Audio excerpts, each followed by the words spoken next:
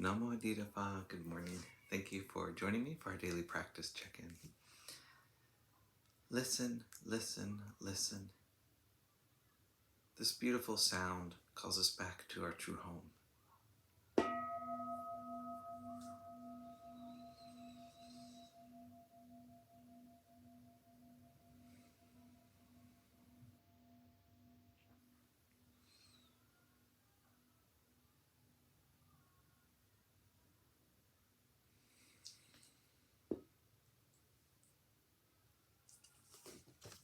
The second mindfulness training.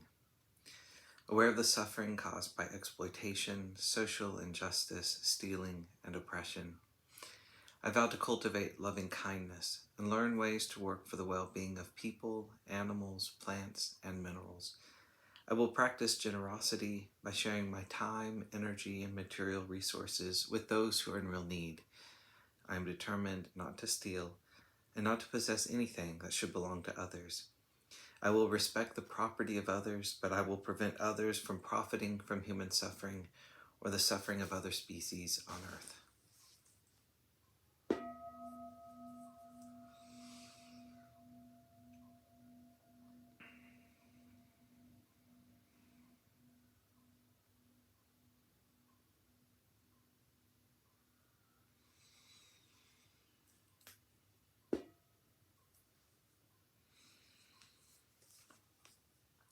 Our Dharma lessons today are on indecision, fear, and anxiety from Ajahn Thiradhammo's book, Working with the Five Hindrances.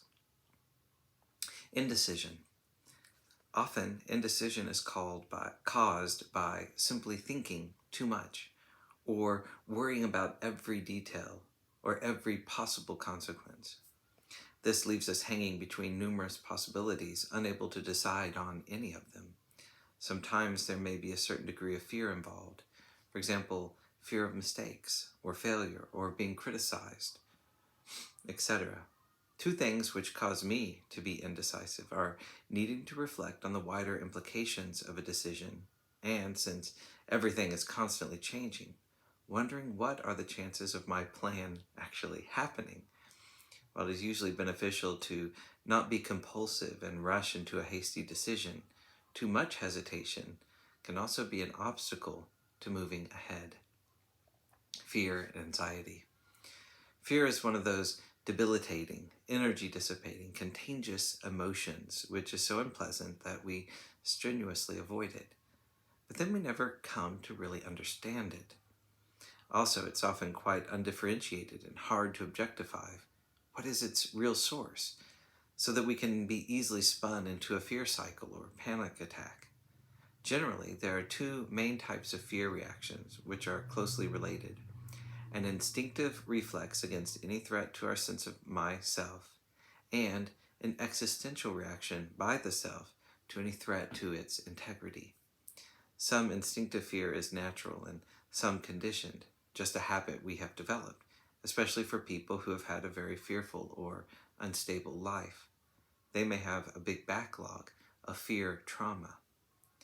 Existentially, as long as we grasp a self, we are going to have fear. Self is a functional illusion, not an ultimate reality, so it's afraid to be exposed as a phony. Thus it throws up the distraction of fear or other smokescreens. Worry about that. Don't look so closely at me. Worry about what will happen tomorrow. It wants to shift our attention to something over there, rather than look at the real issue here in our own mind. Experiencing fear could mean we are close to the core of self, and self is throwing up warning signals. So all kinds of fear relate to self-defense of some kind. There is, of course, a necessity to preserve some integrity of self. For example, the body needs to have some kind of fear or worry with regard to maintaining its physical health.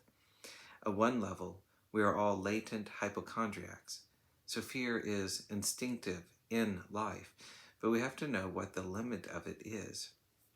When does it become excessive and begin to haunt us? There's a saying in English, there's nothing to fear but fear itself. However, if most of us look at a fear, we become frightened of it, and then we become frightened about the fear, and it becomes panic.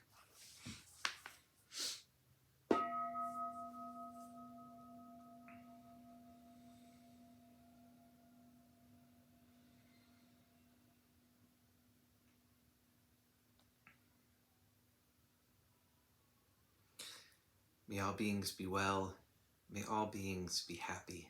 May all beings be peaceful. Sadhu, sadhu, sadhu.